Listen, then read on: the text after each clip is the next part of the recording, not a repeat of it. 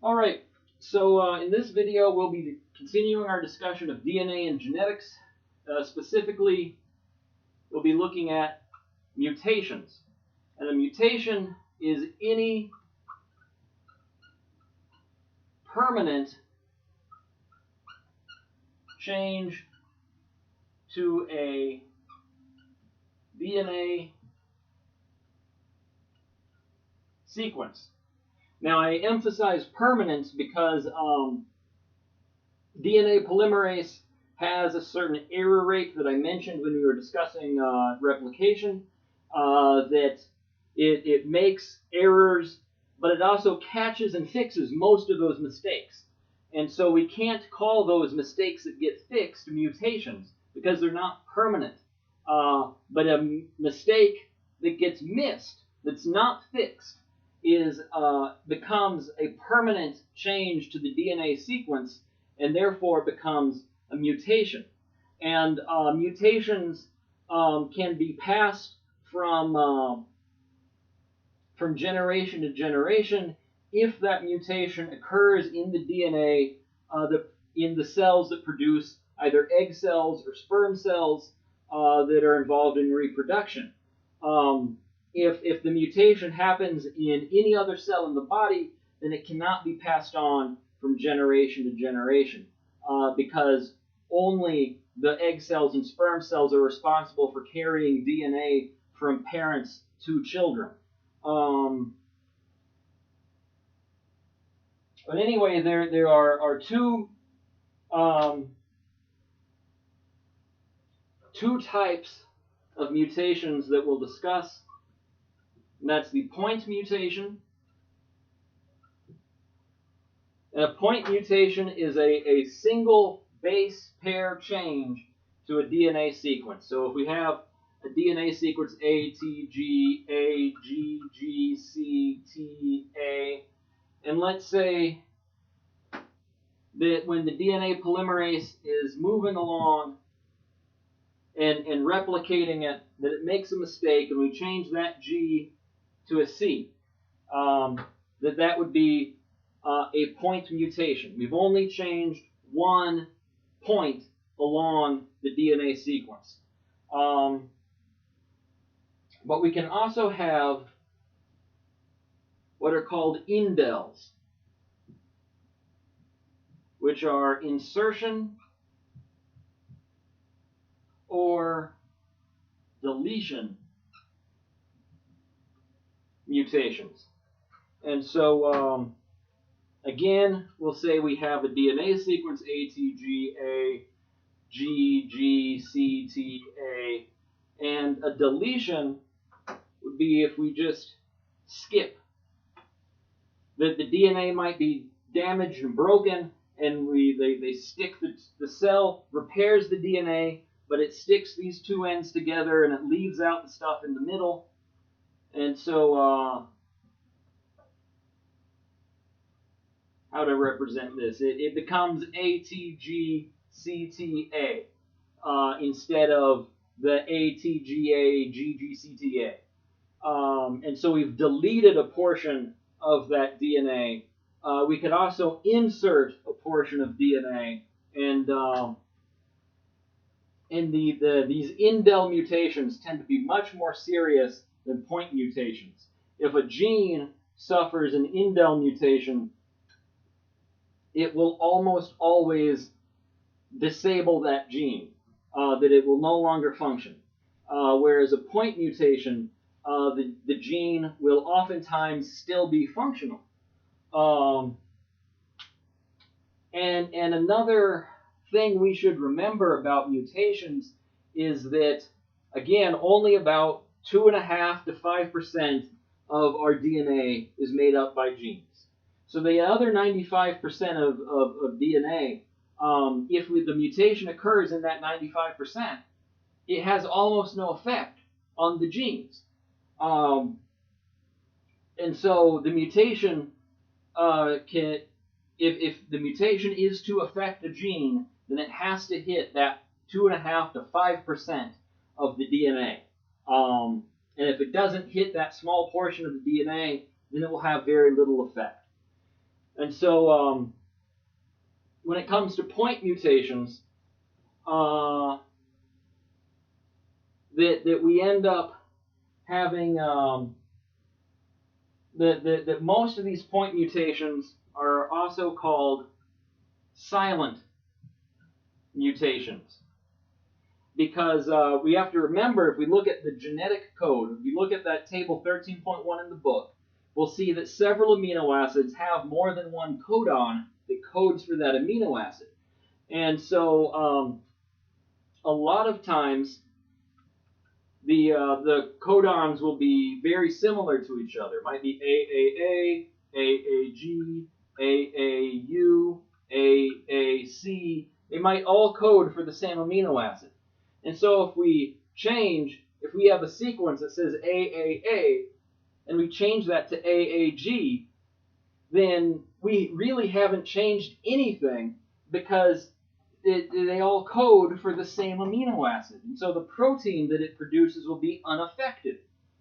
And so these mutations are effectively silent. They have no effect. On the opposite end of the scale, when we're discussing indel mutations,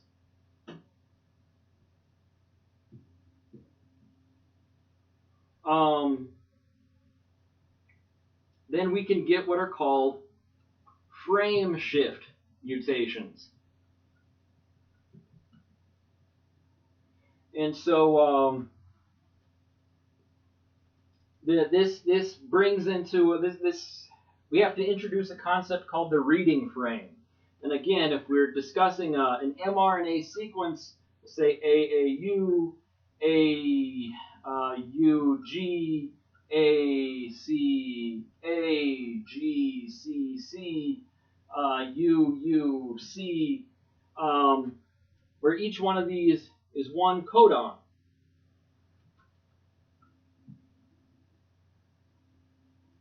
And so we go amino acid 1, amino acid 2, amino acid 3, amino acid 4, amino acid 5. So we have 5 codons, 5 amino acids. Everything is nice and it makes sense. And we call this this pattern of this is a codon, and this is a codon, and this is a codon, and this is a codon. We call that the reading frame of the ribosome. Because if we were to start just one base pair over, then we'd have a different set of codons, because now it's not 1, 2, 3 AAU, it's 1, 2, 3 AUA, and then UGA, CAG, CCU. So we have different amino acids if we look at a different reading frame. And what a frame shift mutation does is it either inserts or deletes a base. And so we'll insert a base. We'll say A, U, A. Now we'll insert G, U, G, A, C, A, G, C, C, U, U, C. And so what we've done is this AAU is still a codon. It still codes for amino acid 1, but this second codon is no longer AUG, it's AGU. And this is a different amino acid now. And that means our next codon is not ACA, it's GAC. And then AGC, CUU. That insertion of one base affects the entire reading frame, and it changes every amino acid that follows it. And so oftentimes it turns that protein sequence into utter nonsense, and usually will end up hitting a premature stop codon, and then the protein sequence will be cut short.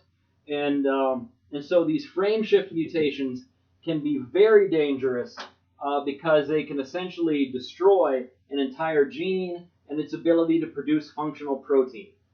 Um, and so this can lead to, if a gene is damaged, is unable to make functional protein, and if that gene is passed on from parents to children, it can create a genetic disease. And so it's very important to know what causes mutations so that we can avoid some of that. And mutations are caused by substances called mutagens. And these can include X-rays, UV light, nuclear radiation, plus certain chemicals.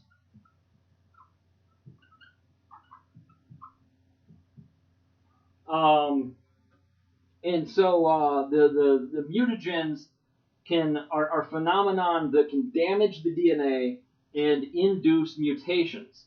And usually a mutagen won't trigger a harmful mutation right away. I mean, first of all, most of the cells in your body, that DNA is not, the DNA in those cells will not be passed on to your children. But if you get enough mutations in some of those cells, they can potentially become cancerous. And so it is potentially dangerous. And so carcinogenic chemicals are typically examples of mutagens. If too much tanning can cause skin cancer. Nuclear radiation, of course, you should do your best to avoid. But the mutagens are substances that damage the DNA and cause mutations.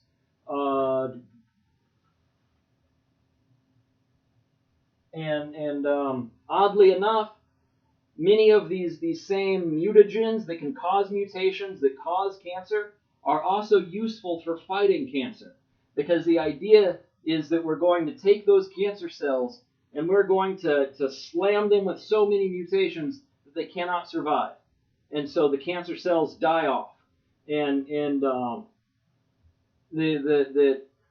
chemotherapies, your chemotherapeutic chemicals used to fight cancer can they tend to be very toxic, and so we have to be careful in how we handle them so that we don't cause mutations that can cause cancer.